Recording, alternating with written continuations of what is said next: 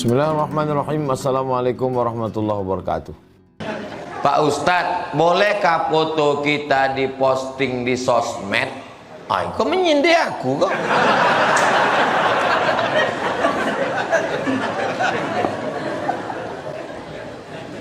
Bagi yang meyakini bahwa foto itu adalah berhala, itulah orang yang melarang foto tak boleh ditempel di masjid. Karena diyakininya foto itu adalah berhala. Ini foto ini berhala, maka tak boleh dipajang di masjid.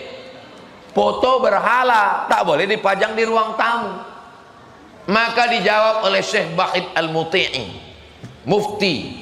Kata beliau, foto bukan berhala. Karena berhala itu kalau disenter ada bayang-bayang.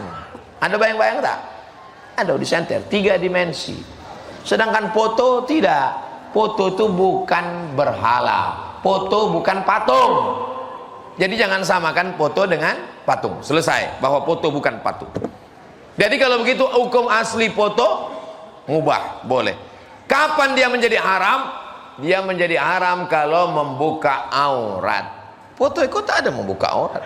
Bahwa banyak tidak dapat lelok malam gara-gara itu bukan salahmu.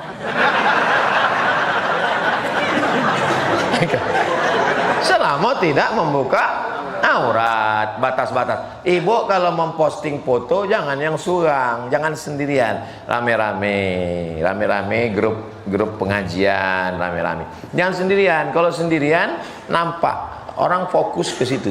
Jadi rame-rame, tak masalah. Tidak membuka aurat. Iko sudahlah sendiri membuka aurat, selfie, mulut digini-ginikan pula. Macam kudo lapa.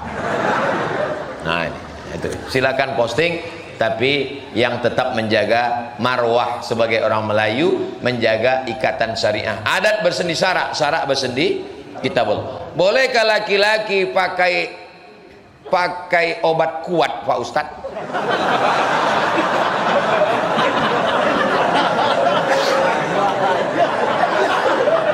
Laki-laki kalau umur 20 tahun dia bertukar info tentang cewek.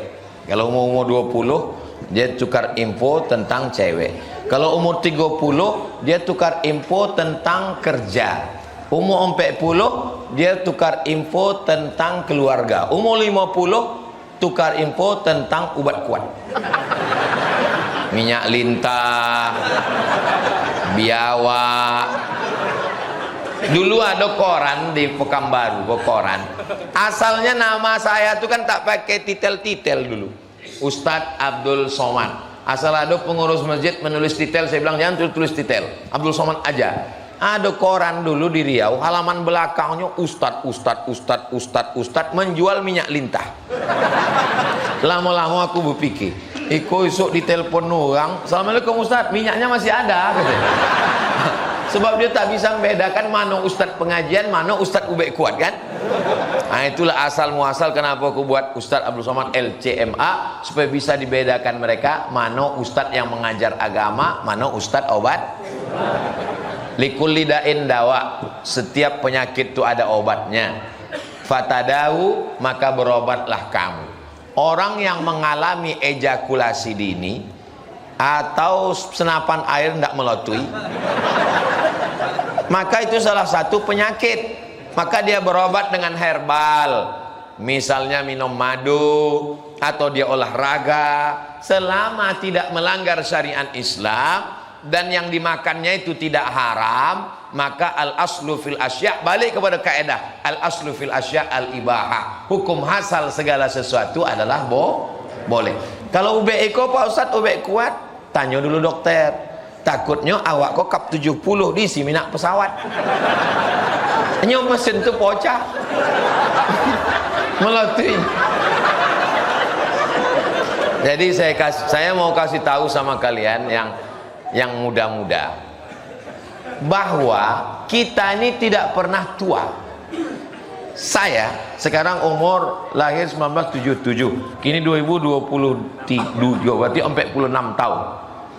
Umur saya 26 dulu dengan 46 kok rasanya sama, tak ada beda. Jadi jangan kalian pikir anak-anak muda, jangan kalian pikir waktu nengok orang tua, nampaknya kalau pikir, enggak, orang tua tuh pikirannya tak tua, dia tetap muda. Cuman tenaga tak ada. Nyolah digas. Itu. Itu jadi dikonsultasikan ke dokter kalau UB-nya kok dosisnya tinggi. Hanya awak khawatir napas enggak sampai. Butuh tengah jalan. Nah, itu. Wa amruhum syura bainahum. Orang beriman itu memusyawarahkan perkaranya. Jelas jawabannya? Jelas insyaallah. Kalau ada nyampe enggak jelas, utaknya jelas. Ustadz, apa hak suami terhadap HP istri? Karena banyak pertengkaran karena HP, Pak Ustadz. Tolong dijawab. Apa masalah HP istri kok? Ustadz Somad, iyo. Pada suatu malam, saya menengok setengah badan istri saya itu bercahaya, Pak Ustadz. Apakah itu nur cahaya dari Allah? Enggak. Inyo sedang memeriksa HP Waang.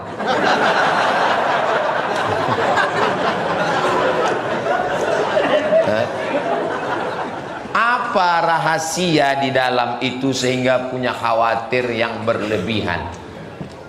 Jadi ada kekhawatiran. Apa yang dikhawatirkannya? Wallahu a'lam. Saya tak tahu apa yang dikhawatirkan laki-laki terhadap istrinya dan apa yang dikhawatirkan istri terhadap suaminya kalau handphonenya dibuka. Saya tak tahu. Untuk tahunya, marilah kita ikuti wawancara berikut ini. Jadi semua berawal dari keterbukaan. Kawan saya Ustadz Alnob, kami dari Yayasan Tabung Wakaf Umat. Kalau ada perempuan yang bertanya masalah hukum, melalui Ustadz Alnob, melalui Ustadz Tatang, melalui Ustadz Endri, melalui tim-tim kosadanya, ada grupnya. Jadi ada ibarat kita dalam rumah itu ada ruang tamunya, ada dapurnya, ada ruang depannya. Jadi tidak semua terbuka. Tapi dengan orang yang hidup dengan kita, tak mungkin kita sekat-sekat. Nah, kita bagi, kecuali ada niat lain, misalnya mau buka cabang atau lain-lain. Itu lain. Bolehkah hari raya kita ke rumah orang tak Islam, Pak Ustadz? Hari raya siapa? Hari raya awak atau hari raya dia? Kalau masalah bertukar makanan, Nabi berkirim surat ke Raja Mesir, namanya Mukaukis.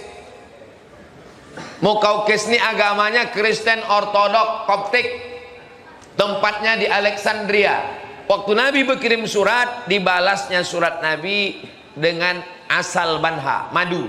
Dibalasnya Nabi dengan kain. Kainnya diterima Nabi dan madunya diminum Nabi. Sekarang saya tanya, bolehkah menerima minuman dan pakaian hadiah orang tak Islam? Boleh. Itu dalil. Kalau yang dikirimnya adalah madu, kalau dikirimnya kamput, haram. Di mana letak haramnya? Innamal khamru wal maisiru wal ansabu wal azlamu rijsun min amalis syaitan. Kalau tepat di hari raya yang terkait dengan akidah, kita tidak meyakini Nabi Isa itu anak Tuhan, kita tidak meyakini Nabi Isa itu mati di salib, kita tidak meyakini Nabi Isa itu adalah Tuhan. Dalilnya, laqad kafara alladzina qalu innallaha huwal masih ibnu Maryam. Dalil kedua, laqad kafara alladzina qalu innallaha salisu salasa. Dalil ketiga, wa ma qataluhu, mereka tidak membunuhnya, wa ma salabuhu, mereka tidak menyalibnya. Ustadz kan punya kawan orang tak Islam, ya. Lalu bagaimana cara Ustadz mengatasinya? Ambo WA-nya. 10 hari sebelum hari rayanya ambo WA. Saudaraku, engkau saudaraku sebangsa setanah air. Tapi untuk hari raya, aku tidak mengucapkan selamat karena ini terkait dengan akidahku. Dan dia pun membalas, aku maklum, aku paham tentang itu. Jadi sebenarnya tak ada masalah. Yang jadi masalah ini, yang jadi masalah itu bagi orang yang bermasalah. Yang tak ada masalah. Kita berkawan ini bukan sehari dua hari, dari zaman SD dulu berkawan dengan orang tak Islam. Bagaimana cara mengelola keuangan secara islami? Karena suami istri sama-sama bekerja, Pak Ustadz. Istrinya bekerja dapat gaji sebulan 5 juta. Amin. Suaminya bekerja dapat gaji 5 juta. Sama. Apa beda 5 juta suami sama 5 juta istri? Di dalam 5 juta suami ada hak istri namanya nafkah. Di dalam 5 juta istri tidak ada hak suami. Jelas tuh, Bu? Oh, jolek ya, Bu. Jadi kalau ibu bergaji, di dalam gaji ibu itu bapak kok tidak ada hak, sebab itu duit ibu. Tapi ibu bisa bekerja atas izin.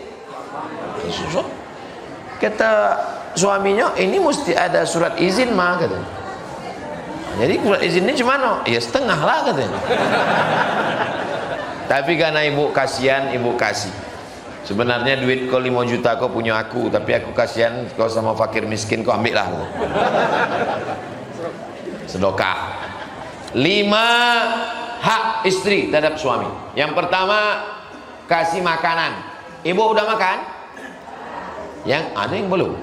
Yang kedua, pakaian. Alhamdulillah, ibu-ibu di Sidomulyo udah dikasih pakaian. Di tempat lain banyak istri tak dikasih pakaian. Ada yang resleting belum berjahit, ada yang kurang kain. Yang ketiga, tempat tinggal.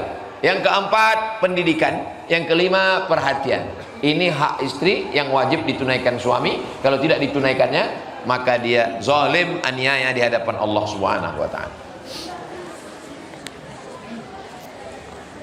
Bagaimana hukum menabung uang tapi dia tak mau dibilang riba karena merasa mengeluarkan keringat dengan memberi utang dengan bunga tertentu? Bagaimana dengan hukum membungakan uang tapi dia tak mau dibilang riba? Agama ini bukan ikut dia. Apa pula ikut dia? Dia membungakan duit, pasti bilang kau ini buat riba. Ini tak riba karena ini keringat aku. Riba itu. Satu pekan baru ini mengatakan itu tak riba. Kalau dia riba kata Allah, maka dia riba. La ta'kulur riba at'afan mudha'afah. Jangan kau buat riba yang berlipat-lipat. Berlipat-lipat. 1.200.000 dibayar 1.400.000. Maka ini riba. Dia bilang tak riba. Satu komplek Sidomulyo ini mengatakan tak riba. Satu Pekanbaru nih, satu Riau nih 6,7 juta orang mengatakan tak riba. Itu riba. Kalaulah kesepakatan manusia bisa menghalalkan yang haram, maka tak ada zina. Waktu ditanya, kalian berzina? Enggak, kami suka sama suka, gitu deh. Zina lah itu. Yang dipakai itu bukan kata Waang, yang dipakai itu kata Allah. Nah, jadi logika berpikirnya bukan ikut kata dia. Ustadz, bolehkah perempuan itu memakai gelang kaki? Dan apa hukum dalilnya, Pak Ustadz? Dalam Quran dilarang perempuan pakai gelang. Apa dalilnya? La yadribna bi arjulihinna. Tidak boleh perempuan memukulkan kakinya ke lantai. La yadribna, tak boleh perempuan memukulkan kaki ala arjulihinna. Karena tradisi zaman dulu, orang musyrik jahiliyah, perempuan memakai gelang kaki, berlonceng gemerincing. Lalu kalau dia berjalan, kerincing, kerincing, kerincing, kerincing, kerincing. Kalau lewatnya dia lalu, hilang konsen jamaah, asik nengoknya. Tapi kalau dia tidak gemerincing, dia hanya dipakainya untuk suaminya. Perempuan itu aslinya berhias untuk lakinya. Apa untuk laki uang? Untuk laki. Perempuan itu aslinya pakai gelang, pakai subang, pakai anting, pakai cincin, pakai gelang kaki. Itu dipakai untuk suaminya. Zaman sekarang terbalik. Kalau dia keluar rumah macam bidadari turun dari planet Mars. Tapi kalau di rumah macam mak lampir sundil borong nyiblorong. Ini sudah tidak betul. Jadi ibu mau pakai gelang kaki silakan pakai, tapi kalau sampai merusak, kalau sampai perempuan itu jangankan gelang kaki, bersuara pun dia kalau mendayu-dayu tak boleh. Dalilnya ayat Quran. La taqda'na bil qaul. Janganlah perempuan bersuara mendayu-dayu lemah gemulai. Kenapa tak boleh? Yatma'alladzi fi qalbihi marad. Karena ada orang yang dalam hatinya penyakit, kalau didengarnya suara perempuan itu langsung errornya, hangnya langsung. Jadi perempuan bersuara boleh. Jadi kalau ibu menyambut telepon salah sambung, assalamualaikum, waalaikumsalam. Di mana nih? Sidomulyo. Salah sambung, betul. Jangan lanjutkan lagi. Nah, jadi jangan suara mendayu-dayu. Assalamualaikum, waalaikumsalam. Begitu juga pakai gelang kaki, dipakai dua-dua lewat depan masjid, kerincing, kerincing, kerincing, kerincing. Tak boleh. Memakai kepala sampai seperti punuh onta naik ke atas. Cung, cung, cung, cung. Kalau sekedar rambut diikat pakai tali plastik, pakai karet gulo, karet minyak, itu tidak apa-apa, tak masalah. Tapi kalau sengaja ke atas untuk mencuri perhatian, bersuara gemah gemulai, memukulkan kaki ke lantai, maka jatuh pada perbuatan haram. Tapi kalau dia pakai tidak sampai ke tingkat itu, maka hukumnya mubah. Mudah-mudahan kita menjaga istri, menjaga anak, menjaga tetangga, menjaga lingkungan kita semuanya, menjalankan syariat Islam demi kemaslahatan kita bersama. Pesan 3 tetap jaga. Jaga jiwa, jaga ekonomi, jaga politik, umat ini akan selamat insyaallah. Amin ya rabbal alamin. Itulah kaji kita pada malam hari ini. Terima kasih atas segala perhatian. Mohon maaf segala kesilapan. Besok subuh kita akan mengaji, membaca kitab At-Targhib wa Tarhib, dilanjutkan dengan kajian duha di pesantren Yayasan Tabung Wakaf Umat Nurul Azhar Palas. Lalu kemudian setelah itu besok saya sampai malam, sampai pagi Ahad di Pulau Rupat insyaallah. Ala hazinnya, untuk niat yang baik-baik ini Al-Fatihah.